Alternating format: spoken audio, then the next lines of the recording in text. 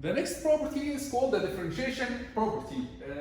If we remember, this is the equation for the inverse Fourier transform. This equation says that the time domain function can be calculated from the frequency domain function by integrating from minus infinity to infinity the frequency domain function capital G of omega exponential G omega t d omega and divide over 2y. Let's now differentiate. Let's differentiate the signal in the time domain. If we differentiate our signal in the time domain, what will happen? We are differentiating with respect to time, right? This is a constant. This integration is with respect to omega. So if we differentiate with respect to time, there is no problem of including that differentiation inside the integration because the integration is with respect to omega, so we can put the differentiation inside. So if we differentiate inside here, this is a function of omega. It is considered with respect to t. This is considered as a constant because it's a function of omega, not a function of t. The differentiation of this is the same exponential, but it will be multiplied by g omega, okay, and then d omega. So we differentiated the whole equation with respect to t. Let's look at the new equation now. The new equation, it has exactly the same form of inverse Fourier transform. But instead of g omega, we have now g omega multiplied by j omega. And instead of g of t, we have dg of t by dt. So here, this is the equation of the inverse Fourier transform. This is exactly the same equation of inverse Fourier transform, but instead of g of omega, we have g of omega multiplied by j omega, and then instead of g of t, we have the differentiation of g of t. This equation of inverse Fourier transform says that the inverse Fourier transform of g of omega is g of t. This equation of inverse Fourier transform says that the inverse Fourier transform of this is this. Which means that if you differentiate in the time domain, if you differentiate your function in the time domain, if your function has a Fourier transform like this, if you differentiate your function in the time domain, then it is equivalent to multiplying by j omega in the frequency domain. So this is basically the differentiation property. If you differentiate your function in the time domain, then it is equivalent to multiplying by j omega in the frequency domain. And if you differentiate twice, you multiply by j omega twice, and j omega squared g of omega. If you differentiate in times,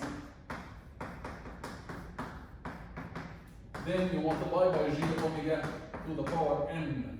And this is basically the rule of differentiation. This is basically the rule of differentiation. We can have a similar rule of differentiation in the opposite side. So by saying, for example, we know that g of omega equals integration from minus infinity to infinity, g of t exponential minus j omega t dt. If you differentiate in the frequency domain with respect to omega, then here we can include the differentiation inside because the integration is with respect to t. So it will be g of t. And then when you differentiate with respect to omega, you will get minus jt exponential minus j omega t dt. And again, you will find that you get the same equation exactly, but this is a Fourier transform pair now. This is the same equation as the Fourier transform, but then instead of gt and g of omega, we have gt multiplied by minus jt and the differentiation in the frequency domain. This means that if you differentiate in the frequency domain, with respect to omega, of course, then this is equivalent to multiplied by minus jt in the time domain. And again, differentiating n times here is equivalent to multiplying by minus jt to the power n if you differentiate n times in general. So this is the differentiation rule. Let's solve an example. One example says that we know that the Fourier transform of the unit step, we just calculated it in that previous video, it was 1 over j omega plus pi delta omega. Find the Fourier transform of delta t. Of course, here we know the Fourier transform of delta t, we calculated many times before, but here we need to use the differentiation property to confirm the differentiation property. So we know that the delta t is is the differentiation of the unit cell, right? So the Fourier transform of delta t will be the same as the Fourier transform of the Fourier transform of delta t will be the same as the Fourier transform of the unit cell multiplied by j omega, right?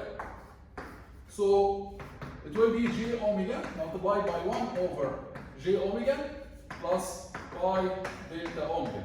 Pi. J omega multiplied by 1 over j omega will give you 1. Then we have pi j omega multiplied by delta omega. What is omega times delta omega? We said that if you multiply delta times any function, it will give you delta, it will give you delta, multiplied by the value of the function and the position of the delta. The position of the delta is at 0, so it will give you here 0. Right? So 0 multiplied by delta omega, this will be 0, and the result will be 1. And we know that the Fourier transform of delta t is 1. This confirms the result. Okay? So we used here the differentiation property. Another example, we know the Fourier transform of the cosine. So let's calculate the Fourier transform of the sine. Another example, we know that the Fourier transform of the cosine, let's write it this way. Cosine omega naught t, it's pi delta omega minus omega naught plus delta omega plus omega naught, right?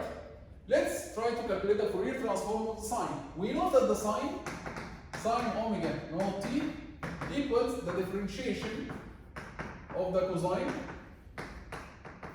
but the differentiation of the cosine is minus sine, so we have to multiply by negative. And also, when you differentiate the cosine, omega naught t, will get omega naught outside, so we have to divide by omega naught, right? Differentiation of cosine will be negative omega naught sine omega naught t. So if we want to calculate the Fourier transform of sine, we need to calculate the Fourier transform of this. So the Fourier transform of the sine, Fourier transform of the sine is the Fourier transform of this. Okay.